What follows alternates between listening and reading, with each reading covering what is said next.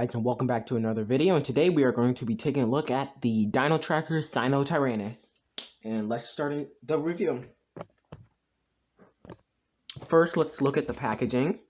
So it has gigantic tracker sinotyrannus, the dino tracker's logo, the QR code, well, not the QR code, the checkout code, the Jurassic World logo, blue and beta up here, a nice foresty background, and an example of the action feature.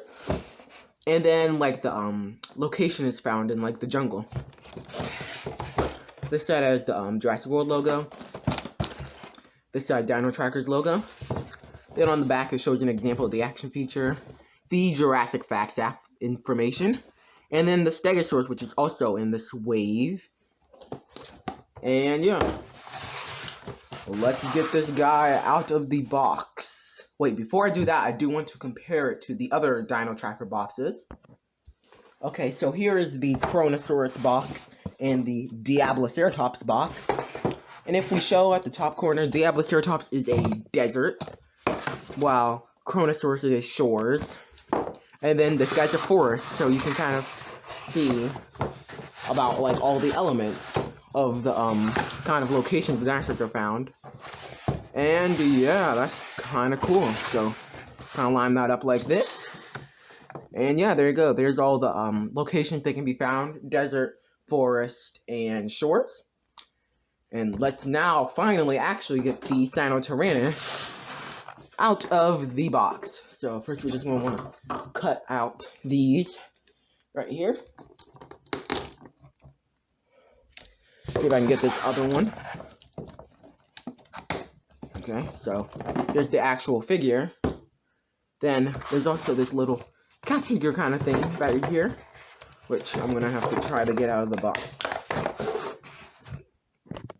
Okay, so we got that out of the box with minimal difficulties. And let's actually take a look at the actual figure. First, let's start with the sculpt. So it has some nice larger scales at the front of the nose, a nice crest up here. Then we have the lots of bumpy detail on the lower jaw, along with some quills along the neck and some kind of bumpy osteoderms down the side of the neck. A little bit more quilling on the underside of the neck, kind of similar to their Majungasaurus.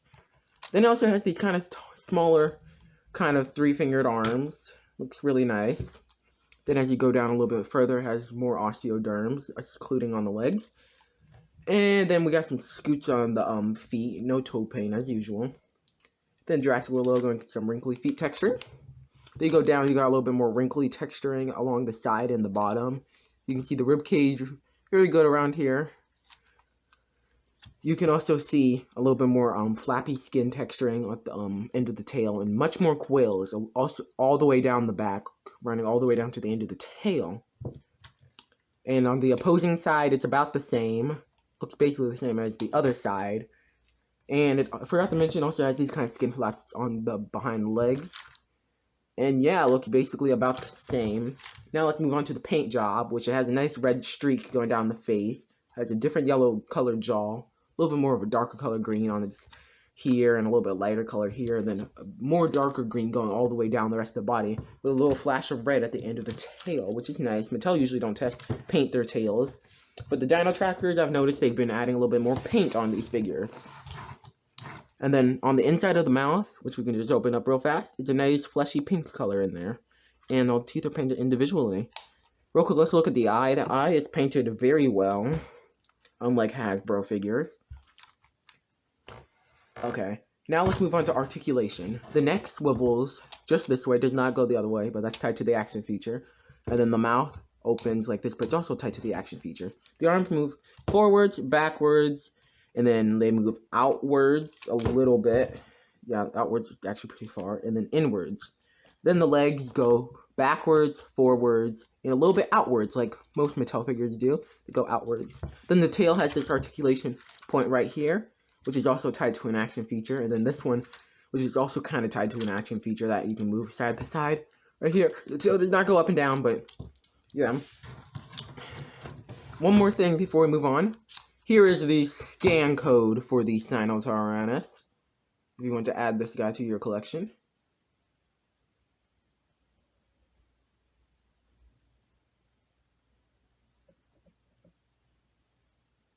Okay, there you guys go. Next, one thing that I want to do before we go to the actual action feature, again, Mattel has not painted the fingers or the toes. That's a little bit unfortunate, but Mattel never really does that. Now, anyways, let's move on to the action feature. There are 2 buttons on the top of the actual figure, which you can use to do the action feature. So the first one over here on this side, has a button. You press it, and the mouth kind of chomps like this. There's a side kind of chomping action feature, kind of like the old Dino Rivals Tyrannosaurus would kind of chomp this side. But they brought it back for this figure. Another thing they took from the Dino Rivals Tyrannosaurus, which if you press the button on this side, it wags its tail, just like the Dino Rivals Tyrannosaurus. Not just like the Dino Rivals Tyrannosaurus, but several other figures. But the Dino Rivals Tyrannosaurus also had the chomping action feature. But this one has a nice kind of tail movement. It's very strong too, because you can actually, like, from the side, you can wag. And a pretty good chomp. One more thing I'd like to show is that it stands very good, but we have this, which is the capture gear. Well, not the capture gear, the tracking gear. Which you're just going to want to slip this over the figure. This part probably right over the neck. This is my first time trying to put this on, so I'd imagine you put it over the neck. Or probably not, actually. You actually want to slip this over the body, possibly. I'm not very sure about that. Then you're going to want to put this part over the head. Yeah, you're supposed to put that over the body, and then this part over the head. I'm very confused how to put this on. I will get back to you guys when I figure that out. Okay, after a little bit of finicking around and a quick look at the box, yeah, it does go over the body. And you are supposed to have, like, clip this little chin part in. And then there you go, you got yourself some tracker gear on this guy. So it can do some tracking. And then it has, like, these kind of, like, camera thingies and then eye blindfold covers, because most animals, when you cover their eyes, they usually calm down. It has these tubes kind of attaching it to here.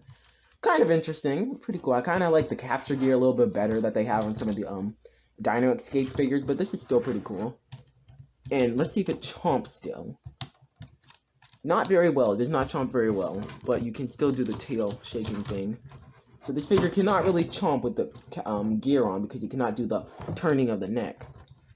But anyways, it can do that kind of. It can kind of do it. But I do not want to break the figure, so I'm going to try not to do that too often. It goes on pretty good, but doesn't go completely on, so it kind of like opens this so you can kind of see the eyes. I am going to take this off for the rest of the review, because I kind of prefer my dinosaurs without like gear on them, kind of just like a more dinosaur-y. Let's move it on to the size comparison. First, I will be measuring this figure. And this figure comes in at around 13 inches, just over a foot. And at the hips, it is about 5 inches. But at the tallest point, which would be the crest, I believe, about 6 inches. Next, let's compare it to a few figures. First, let's start with the 2 other Dino Tracker figures I have, which is the Diabloceratops. We'll start with you. Diabloceratops sizes are pretty good with this. Sizes are better than the Triceratops and T-Rex does, for sure. But, anyways, here it is compared to the Diabloceratops. This guy can chomp. This guy can shake his head. But anyways, yeah. They're pretty similar in size. They're actually almost the same length. Only this guy being just slightly longer. But does tower over a decent amount. Just being a little bit taller than the frill. Just barely, though. Then the other Dino Tracker figure that I have that we can compare to is the Kronosaurus, which is another carnivore. Kronosaurus is about this, like, not quite as large as Diabloceratops in length, but it goes to around, I'd say, the chin. Okay. And then it's very short compared to it, because this is a marine reptile. But this one kind of has a side chomp, and then this guy kind of has a side chomp as well. Anyways, next let's compare it to the Jurassic World Dominion Yangchuanosaurus, which it is actually larger than. I was not expecting that. I was actually expecting it to be smaller. But they're very similar. They're both green theropods with red crest. well, theropods with red crest in general. But this one I did repaint a little bit, add a little bit more onto it. But yeah, this guy chomps. This guy also chomps. And then Tyrannus you can kind of shake around like this. But yeah, Tyrannus definitely has a larger head. Oh my goodness, I've been calling this Tyrannus. I meant to say Yangchuanosaurus. I'm sorry about that. But Yangchuanosaurus is similar in size to these figures. Which one I do like better, I do not really know. Next, let's compare it to the Jeff Goldblum, of course, and Lystrosaurus, because Lystrosaurus is great. Lystrosaurus, let me just set you up there. But anyways, Lystrosaurus is about the same size of its head. Well, Ian Malcolm is barely able to touch his chin, not quite. Stands about this high compared to it. Looks pretty good. Next, let's compare it to the very old primal attack Majungasaurus, which I was talking about it has quills on the underside of the neck, just similar to this one, just to a much larger degree. And the actual spines on the top of this guy are much larger to a degree of here. Except on the underside of the tail. The underside of the tail has lots of spikes, but this is not a review on him. But anyways, this guy is very small compared to the sinotyrannus. And yeah, I think we're going to do one more before we wrap up this video. And that will be compared to another tyrant, the Tyrannosaurus. This is the Dino Escape one. And it absolutely towers over this figure. Another thing that this Tyrannosaurus has that's kind of similar to the sinotyrannus is they both have some form of gear. The sinotyrannus having the tracker gear, and the Tyrannosaurus having the capture gear, which the T-Rex can actually kind of, if you press this button enough,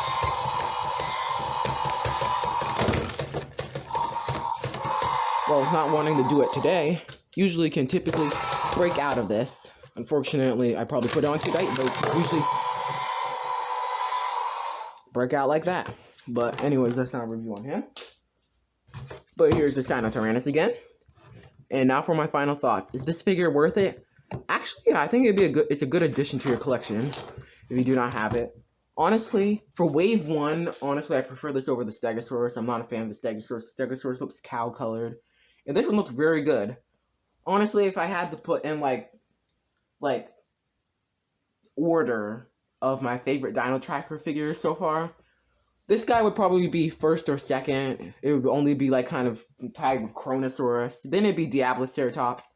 Then Eocarcharia. And these are only of the, like, kind of easier to find figures. I'm not counting the smaller, like, attack pack size figures. Or any of the, like, wave 2 or wave 3. But from wave 1 to the kind of more accessible ones, this guy is definitely a good choice. I'll put links in the description where you can purchase this figure. It's not too expensive, about $21. And honestly, if you're really looking for this figure, I recommend going to Target if you want to try to find it. That's mostly where Dino Trackers figures are trying to find.